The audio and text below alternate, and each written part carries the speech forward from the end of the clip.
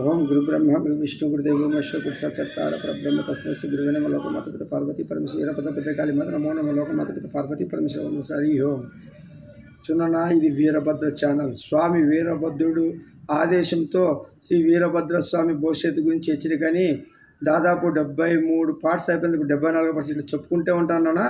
కానీ మా నాయన ఇది కర్మ సిద్ధాంతం నడుస్తుంది, మీకు హెచ్చరికలు చేసి వెలిగించాలని చూస్తారు. దాంట్లో మీరు దాన్ని గ్రహించి ముందు భవిష్యత్తు వెలిగించుకోవాలి. మీరు ఇంకా అజ్ఞానంలో ఉంటే నశించిపోతారు. ఆరోగ్యాలు కానీ శరీరాలు కానీ గ్యారెంటీ వాటి లేదన్న ముందుకు భవిష్యత్తు ఇబ్బందిగా ఉంది, ఆయుష్లు తక్కువ అవుతుండవి, ఆరోగ్యాలు క్షీణిస్తాయి. మీరు కొన్ని మార్పులు చేసుకోకపోతే రాబో రోజుల్లో ఇబ్బందులు ఎదుర్కొంటారు. గతంలో మన తాత ముత్తాతలు భయం భక్తితోన అప్పట్లో మాంసం అనేది చాలా తక్కువ, అప్పుడు అన్నం దొరకడమే ఎక్కువ, వరణం తినాలంటే సౌకర్యాలు తినాల. అటువంటి పరిస్థితుల్లో వాళ్ళు ఉన్నారు కాబట్టి మాంసం అనేది తక్కువ ఉండడం వల్ల వాళ్ళ ధర్మాలు కానీ ఆ తిండి తక్కువ ఉండడం వల్ల కామక్రోధాలు తక్కువ. తల్లిని చెల్లిని బాగా చూసేవాళ్ళు, గౌరవంగా ఇచ్చేవారు స్త్రీలని. తర్వాత ధర్మమే ధర్మం అప్పట్లో స్త్రీ పురుషులు ఎట్లుంటుండ్రి, భవిష్యత్తు ఎట్లా ఆలోచిస్తుండ్రి. ఒకరితో అప్పు తీసుకున్నా అప్పు ఇంటికి తిరిగిచ్చి మీకు దేవుడితో సమర్మపణ దేవుడిలాగా ఆదుకునేవాడిని వాళ్ళు ఎట్లుండాలి. ఇప్పుడు కలియుగంలో ఇచ్చేలేదు ఎవరు చెప్తా చెప్పుకోనే కలియుగ మనుషులు ఎట్లా చూస్తున్నాం. అంటే డిఫరెన్స్ ఏమంటే మనం ఉండే పద్ధతులు మారిపోయినాయి, భయం భక్తి పోయింది, కామక్రోధాలు పెరిగినాయి, విచ్చలవిడితనం పెరిగింది, చిన్న పెద్ద గౌరవం పోయింది. ఎందుకోసం అంటే మనం తినే తిండి వల్ల. మనం ఇప్పుడు బాగా అన్ని భగవంతుడు అన్ని రకాలుగా మనకు సౌకర్యాలు ఇచ్చినాడు. అందరూ ఆర్థికంగా ఎదిగి గుడ్లు తింటే బలం వస్తుంది, మాంసం తింటే కండ వస్తుంది, ఇవన్నీ మాయ. ఇవి తింటే రోగాలు వస్తాయి, దరిద్రం వస్తాయి, సమస్యలు వస్తాయి. అందుకే హాస్పిటల్ నిండుకోపోతున్నాయి. అందుకే బాలేందుకు మనము బలం వస్తుంది తిండి బాగా మాంసము చికెను ఇది ఎగ్గు పెడతారు. అందుకే కానిపోయిందేమో ఉమ్మి నీళ్ళు దాక్కుండా హాస్పిటల్ చేరుతున్నారు, కామెర్లు వచ్చి హాస్పిటల్ చేరుతున్నారు. అంటే అర్థం ఏం తెలుసా, మనం ఎంత తిండి పెట్టే కొద్దీ కర్మ పెరిగిపోతున్నది. అందుకే వాడు ఇంకా పుట్టి ఒక గంట కాకుండా ముందరే గ్లూకోజ్ బాటిల్ ఎక్కించుకుంటున్నాడు. అంటే ఎంత కర్మ చేరుకుంటుందో మీరు ఆలోచించాలా. తల్లి ఒకతోనా పిల్లి ఒకతోనా, అట్లా తల్లికి కూడా పాలు కాకుండా అయిపోతున్నారు. అంటే డబ్బా పాలు బట్టి డబ్బా పిల్లలాగా తయారైపోతున్నారు. రోసాలు గీసాలు ఏముండవు, వంశఘోరాలు ఏముండవు, విచ్చిలు విడితనము ఇవి అనేది తయారవుతున్నారు. ఇవన్నీ మీరు గ్రహించి ఫస్ట్ మాంసాన్ని ఎంత తగ్గించుకుంటే అంత మంచిది. మాంసారానికి తగ్గించుకొని శాకారానికి అలవాటు పడండి. మన శరీరాలు వెలగాలన్నా తేజస్సు వెలగాలన్నా ఇది మానుకోవాల్సిందే. తప్పకుండా శాకారానికి అలవాటు చేసుకోండి. తినండి వారంకి ఒక రోజు. సంవత్సరంలో 10 నెలలు 2 నెలలు నాగల మాసం కార్తీక మాసం పోతుంది. మిగతా రోజు కొంతమంది మాలల ధర కొంచెం తగ్గించుకునే అవకాశాలు ఉంటాయి. కానీ మీరు మాంసం వారంకి ఒక రోజు ఇచ్చినాడు భగవంతుడు. కానీ ఒక వయసు వచ్చినాక 45 దాటినాక ఎంత మానుకుంటే శరీరం అంతా తేజస్సుతో శివుని దగ్గర చేరుకోవడానికి మనం ప్రక్షాళన చేసుకున్నట్టు అవుతుంది. ఇవన్నీ గ్రహించాలా. ఇది వీరభద్రని హెచ్చరికనా. ఇంకోటి మీరు చాలా జాగ్రత్తగా, ఇప్పుడు పార్టీలందరూ ఇది న్యాయం గెలిచింది, ధర్మము నిలబడింది. ఇప్పుడుండే ఎలక్షన్లు ఇది మా నాయన వీరభద్రుడు ఉండి నడిపించినానన్న వాళ్ళకే వైసీపీ వాళ్ళకే కంపం పడిపోయింది. ఇంత మెజారిటీ ఏమి, ఇంత మేము వేసిన ఓట్లు ఎక్కడ పోయినవి దాదాపు 40% ఉంది కదా.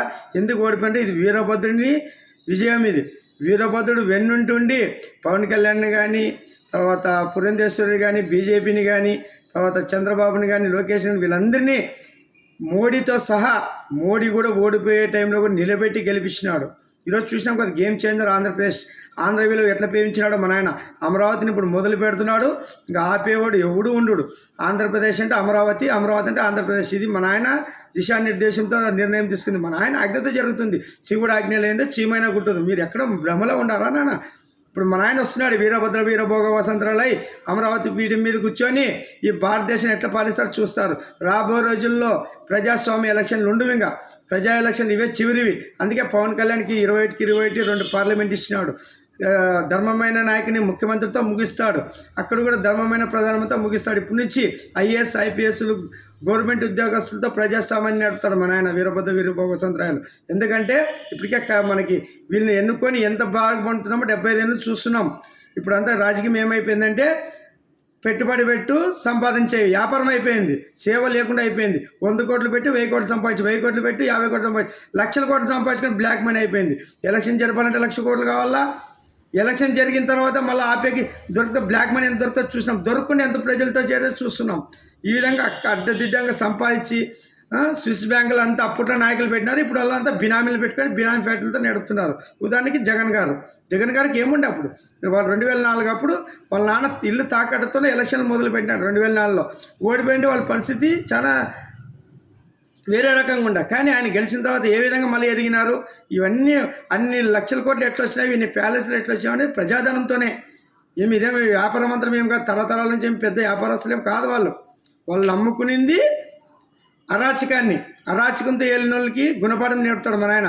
గతంలోనే వాళ్ళందరూ ఏ విధంగా బలైనట్టు చూసినాం. కర్మ సిద్ధాంతం ఎవరిని వదలదు. మీకు మోసం చేయొచ్చేమో, వ్యవస్థలు మోసం చేయొచ్చేమో, భగవంతుని మోసం చేయలేరు. వాళ్ళు చావులు ఎట్లా చూసినాం కదా. ఇప్పుడు ఈయనకి ఇంకొక శిక్ష చేస్తాడు, ఈయనకి ప్రత్యేకంగా చేస్తాడు. ఎందుకంటే ఇంకొకసారి ప్రజలు మోసం చేసి నువ్వు నాటకాలు ఆడితే జీవితాంతం కుళ్ళి ఉండేటట్లు శిక్ష చేస్తున్నాడు ఇప్పుడు మన ఆయన జగన్కి.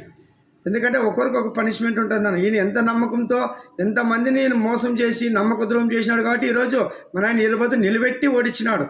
గతంలో అవకాశం ఇచ్చినప్పుడు గతాన్ని మొదలేసి పోలవరం అమరావతి కట్టింటే జీవితం వేరే విధంగా ఉండు. కానీ ఆయన బుద్ధి బోధించుకోలే. ఆయన అరాచక జనాలు సోమరిపోతులు చేసి డబ్బులు ఇస్తే ఇదే అభివృద్ధి లేకుండా సంక్షేమం ఇవ్వాలంటే డబ్బులు ఎక్కడి నుంచి వస్తానా? డబ్బులు అభివృద్ధితో వస్తారు. ప్రజల నుంచి ట్యాక్సులు తీసుకుని వాళ్ళ డబ్బులు వాళ్ళు మంచి గొప్ప. అందుకోసం బటన్ వద్దడానికి నేను గెలిపించింది. ఇది గుణపాఠం ప్రజలకు కూడా.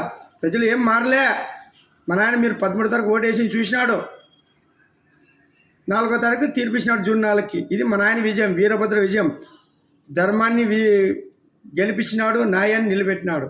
ఇవన్నీ మీకు అర్థమవుతుంది. ఇవన్నీ మీకు రాబో రోజుల్లో అన్నీ స్పష్టంగా అర్థమవుతాయి. ఇది కదా వీరభద్రయుగం. వీరభద్రయుగంలో మంచి దినాలు, దుర్దినాలు.